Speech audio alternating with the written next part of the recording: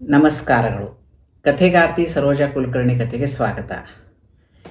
ಇದೇ ತಿಂಗಳ ಅಂದ್ರೆ ನಾಳೆ 31 ಮೇ 2026 ಅವತ್ತಿನ ದಿವಸ ಅಹಿಲ್ಯಾಬಾಯಿ ಹೋಳ್ಕರ್ ಜಯಂತಿ ಬಂದದ.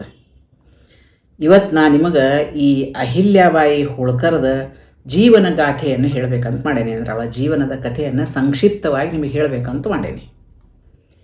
ಮಹಾರಾಣಿ ಅಹಿಲ್ಯಾಬಾಯಿ ಹೋಳ್ಕರ್ ಇದ್ಲು. ಆಕಿ 1725ರಿಂದ 1795 ಕಾಲಾವಧಿಯಲ್ಲಿ ಇದ್ಲು.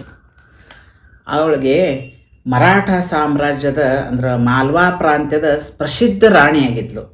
ಅಲ್ದನ ದಕ್ಷ ಆಡಳಿತ, ದೇವಸ್ಥಾನಗಳ ನಿರ್ಮಾಣ ಹಾಗೂ ಧರ್ಮ ಕಾರ್ಯಗಳನ್ನು ಮಾಡಿ ಇತಿಹಾಸದಾಗ ಲೋಕಮಾತೆ ಅನ್ನುವಂಥ ಹೆಸರನ್ನು ಗಿಟ್ಟಿಸಿದ್ಲು. ಅಂದ್ರೆ ಪ್ರಸಿದ್ಧಳಾಗಿದ್ಲು ಲೋಕಮಾತೆ ಅಂಥೇಳಿ. ಅಹಿಲ್ಯ ಜನಿಸಿದ್ದು 31 ಮೇ 1725 ಚೌಂಡಿ ಅನ್ನುವಂಥ ಒಂದು ಹಳ್ಳಿ ಒಳಗೆ. ಇವರ ತಂದೆ ಮಾನ್ಕೋಜಿ ಸಿಂಧೆ ಮತ್ತು ತಾಯಿ ಸುಶೀಲಾ ಸಿಂಧೆ. ಈ ಮಾನ್ಕೋಜಿ ಸಿಂಧೆ ಅವರು ಆ ಹಳ್ಳಿಯ ಪ್ರಮುಖರಾಗಿದ್ದರು. ಆ ಸಮಯದಾಗ ಹೆಣ್ಮಕ್ಳಿಗೆ ವಿದ್ಯಾಭ್ಯಾಸ ಮಾಡೋದು ಅಷ್ಟು ಸಹಜವಾಗಿ ಸಾಧ್ಯ ಇರಲಿಲ್ಲ. ಅಂತಾದ್ರಾಗ ಈ ಅಹಿಲ್ಯಾಬಾಯಿ ಇದ್ದಾಕಿ ಅವರ ತಂದೆಯ ಸಹಕಾರದಿಂದ ಏನು ಮಾಡಿದ್ಲಂದ್ರೆ ಅಹಿಲ್ಯಾಬಾಯಿ ಓದು ಬರಹವನ್ನು ಕಲಿತಳು. ಮುಂದೆ 1733 ಇಂದೋರ್ನ ಮಾಲ್ವಾ ಪ್ರಾಂತ್ಯದ ಸಂಸ್ಥಾಪಕರಾದಂಥ ಮಲ್ಲಾರ್ರಾವ್ ಹೋಳ್ಕರ್ ಅವರ ಪುತ್ರ ಖಂಡೇರಾವ್ ಹೋಳ್ಕರ್ ಅವರೊಂದಿಗೆ ಈ ಅಹಿಲ್ಯಾಬಾಯಿಯ ಮದುವೆ ಆಯಿತು. ಈ ಮಲ್ಹಾರ್ರಾವ್ ಹೋಳ್ಕರ್ ಏನಿದ್ರು ಅವರು ಮರಾಠ ಪೇಶ್ವೆ ಬಾಜಿರಾವ್ ಏನಿದ್ರು ಆ ಸೈನ್ಯದ ಕಮಾಂಡರ್ ಆಗಿದ್ದರು. ಮತ್ತು ಒಂದು ಸಲ ಏನಾಗಿತ್ತಂದ್ರೆ ಪುಣೆ ಒಳಗೆ ಹೋಗುವಾಗ ದಾರಿ ಒಳಗೆ ಈ ಚೌಂಡಿ ಗ್ರಾಮದಾಗ ಅವರು ವಿಶ್ರಾಂತಿಗಾಗಿ ನಿಂತಿದ್ರು. ಆಗ ಆ ಊರೊಳಗೆ ದೇವಾಲಯದ ಧರ್ಮ ಕಾರ್ಯದೊಳಗೆ ನಿರತಳಾದಂಥ ಅಹಿಲ್ಯಾಬಾಯಿಯನ್ನು ನೋಡಿ, ಅವಳ ಧರ್ಮನಿಷ್ಠೆ, ಅವಳ ಚಾರಿತ್ರ್ಯವನ್ನು ನೋಡಿ ಪ್ರಭಾವಿತರಾಗಿ ಮಲ್ಲಾರ್ರಾವ್ ಹೋಳ್ಕರ್ ಅವರು ತಮ್ಮ ಮಗ ಖಂಡೇರಾವ್ಗೆ ಈಕೆ ಯೋಗ್ಯವಾದಂಥ ಪತ್ನಿ ಅಂಥೇಳಿ ತಾವು ನಿರ್ಧರಿಸಿ ಏನು ಮಾಡಿದ್ರಂದ್ರೆ ಈ ವಿವಾಹದ ಪ್ರಸ್ತಾಪವನ್ನು, ಮಗನ ವಿವಾಹದ ಪ್ರಸ್ತಾಪವನ್ನು ಈ ಅಹಿಲ್ಯಾಬಾಯಿ ಹೋಳ್ಕರ್ ತಂದೆ ಏನಿದ್ರಲ್ಲ ಮನ್ಕೋಜಿ ಅವ್ರ ಮುಂದಿಟ್ಟರು. ಅದೇ ರೀತಿ ಮುಂದೇನಾತಂದ್ರೆ ಅವ್ರ ಮದುವೆ 1733 ಆಯಿತು. ಮುಂದೇನಾತಂದ್ರೆ ಅಹಿಲ್ಯಾಬಾಯಿ ಇದ್ದಾಕಿ 1745 ಮಾಲೋಜಿ ಅನ್ನುವಂಥ ಗಂಡು ಮಗನ್ನ ಮತ್ತು 1748 ಮುಕ್ತಾಬಾಯಿ ಅನ್ನುವಂಥ ಹೆಣ್ಣು ಮಗಿಗೆ ಜನ್ಮ ಕೊಟ್ಟಳು. ಅಲ್ಲದನ ಈ ಮಲ್ಹಾರ್ರಾವ್ ಹೋಳ್ಕರ್ ಅವರು ಏನು ಮಾಡಿದ್ರಂದ್ರೆ ಅವಳಿಗೆ ವಿದ್ಯಾಭ್ಯಾಸದ ತರಬೇತಿಯನ್ನು ಕೊಟ್ಟರು. ಜೊತೆಗೆ ಅವಳು ರಾಜಕೀಯದಲ್ಲಿಯೂ ಸ್ವಲ್ಪ ಅಲ್ಪವಾಗಿ ಭಾಗವಹಿಸೋ ಹಂಗೆ ಅವರು ಅವಳಿಗೆ ಪ್ರೋತ್ಸಾಹವನ್ನು ಕೊಟ್ಟರು. ಹೀಗಾಗಿ ಆಕಿ ರಾಜಕೀಯದಾಗೂ ಸಹಿತ ಅಷ್ಟು ಇಷ್ಟು ಕಲಿತಳು. ಮುಂದೇನಾತಂದ್ರೆ ಈ ಅಹಿಲ್ಯಾಬಾಯಿ ಹೋಳ್ಕರ್ ಮಾವೇನಿದ್ರು ಯಾರು ಮಲ್ಹಾರ್ರಾವ್ ಹೋಳ್ಕರ್, ಇವ್ರು ಏನು ಮಾಡಿದ್ರಂದ್ರೆ ಮರಾಠ ಸಾಮ್ರಾಜ್ಯದಾಗ ಬಹಳ ಪ್ರಖ್ಯಾತಿ ಹೊಂದಿದ್ರು. ಸುಬೇದಾರರಾಗಿ ಕಾರ್ಯನಿರ್ವಹಿಸ್ತಿದ್ರು. 1748 ಇವ್ರ ಸ್ಥಾನ ಇಷ್ಟು ಉತ್ತಮ ಇತ್ತಂತಂದ್ರೆ ಅವರು ಉತ್ತರ ಮತ್ತು ಭಾರತದ ರಾಜಕಾರಣದಾಗ ಕಿಂಗ್ ಮೇಕರ್ ಆಗಿರ್ತಿದ್ರು. ಅಂದ್ರೆ ಕಿಂಗರ್ ಮೇಕರ್ ಆಗಿ ಕೆಲಸ ಮಾಡ್ತಿದ್ರು. ಹಿಂಗೆ 1750 ಹೊತ್ತಿಗೆ ಪೇಶ್ವೆಗಳ ಮರಾಠ ಸಾಮ್ರಾಜ್ಯದ ಅಧಿಕೃತ ಆಡಳಿತಗಾದರು ಯಾರು ಪೇಶ್ವೆಗಳು. ಆಗ ಕಂದಾಯ ವಸೂಲಿ ಮಾಡೋದು ಇಂಥದ್ದೆಲ್ಲನೂ ಈ ಅವ್ರ ಹೋಳ್ಕರ್ ಫ್ಯಾಮ್ಲಿಗೆ ಅನುಮತಿ ಸಿಕ್ಕಿತು. ಅಲ್ದನ ಮಲ್ಲಾರ್ರಾವ್ ಹೋಳ್ಕರ್ ಅವರಿಗೆ ಅನೇಕ ಬಿರುದುಗಳನ್ನು ಸಹಿತ ಕೊಟ್ಟರು. ಮುಂದೆ ಇವರು ಜಮೀನ್ದಾರರಾಗಿ ಪ್ರಸಿದ್ಧಿ ಪಡೆದರು, ಗುರುತಿಸಲ್ಪಟ್ಟರು. ಅವರು ಮಲ್ಲಾರ್ರಾವ್ ಹೋಳ್ಕರ್ ಅವ್ರು ಏನು ಮಾಡ್ತಿದ್ರಂದ್ರೆ ಈ ಯುದ್ಧ ನಡೆದಾಗ ಆ ಸೈನ್ಯದ ಮುಂದಾಳತ್ವವನ್ನು ತಾವೇ ವಹಿಸ್ತಿದ್ರು. ಇದನ್ನೆಲ್ಲ ಚಿಕ್ಕಂದಿನಿಂದಲೂ ಅಷ್ಟು ಇಷ್ಟು ಅಹಿಲ್ಯಾಬಾಯಿ ನೋಡ್ತಿದ್ಲಲ್ಲ, ಕಲಿತಿದ್ಲು. ಆಮೇಲೆ ಮಲ್ಲಾರ್ರಾವ್ ಒಳಗೆ ಭಯಂಕರ ಪ್ರೋತ್ಸಾಹ ಕೊಡ್ತಿದ್ರು. ಹೀಗಾಗಿ ಆಕೇನಾತಂದ್ರೆ ಮುಂದೆ ಎಲ್ಲ ರಾಜಕೀಯ ಪಾಠಗಳನ್ನು ಸಹ ಪಡೆಯೋತ ಮುಂದೆ ಅನೇಕ ಯುದ್ಧಗಳಲ್ಲಿ ಸಹ ತಾನು ಭಾಗಿಯಾದಳು. ಮುಂದೆ 1754 ಒಂದು ಮಹತ್ವದ ಪ್ರಸಂಗದಾಗ ಅಂದ್ರೆ ಒಂದು ಯುದ್ಧದ ಪ್ರಸಂಗದಾಗ ಅಹಿಲ್ಯಾಬಾಯಿ ಗಂಡ ಖಂಡೇರಾವ್ ಹೋಳ್ಕರ್ಗೆ ಗುಂಡಿಗೆ ಬಲಿಯಾಗಿ ಅವರು ಸಾವಿಗೀಡಾದರು. ಅಹಿಲ್ಯಾಬಾಯಿ ಗಂಡನ ಮರಣಾನಂತರ ಆಗಿನ ಪದ್ಧತಿಯಂತೆ ಸತಿ ಹೋಗಲಿಕ್ಕೆ ತಮ್ಮ ಜೀವ ಕಳ್ಕೊಲಿಕ್ಕೆ ತಯಾರಾಗಿದ್ದರು. ಆದ್ರೆ ಮಲ್ಲಾರರಾವ್ ಹೋಳ್ಕರ್ ಅವರು ಅವಳಿಗೆ ತಿಳಿ ಹೇಳಿ ಇಂಥ ಪದ್ಧತಿ ಸರಿ ಅಲ್ಲ ಅಂಥೇಳಿ ಅವಳನ್ನು ತಡೆದು ಈ ದೇಶಕ್ಕೆ ನಿನ್ನ ಜರೂರತ್ತದ ಅಂಥೇಳಿ ಆಕಿನ್ನ ತಡೆದ್ರು.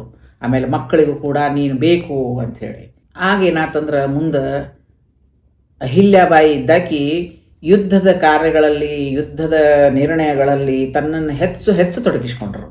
1766ರಾಗ ಮಲ್ಲಾರರಾವ್ ಅವರು ನಿಧನ ಹೊಂದಿದರು. ಮುಂದೆ ಅಹಿಲ್ಯಾಬಾಯಿಯ ಮಗ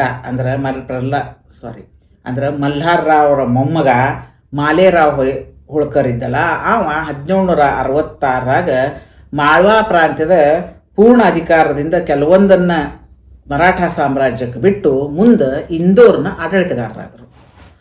ಮಾಲೇರಾವ್ ಅಧಿಕಾರ ಸ್ವೀಕರಿಸಿದ್ದ 23 ಆಗಸ್ಟ್ 1766ರಂದು. ಬರೀ 21 ವರ್ಷದ ಹುಡುಗ. ಆದ್ರೆ ಬಹಳ ಕಾಲದವರೆಗೆ ಆಳ್ವಿಕೆ ಮಾಡದೆ ಬರೀ 8 ತಿಂಗಳು ಆಳ್ವಿಕೆಯ ನಂತರ 5ನೇ ಏಪ್ರಿಲ್ 1767ರಂದು ನಿಧನರಾದರು.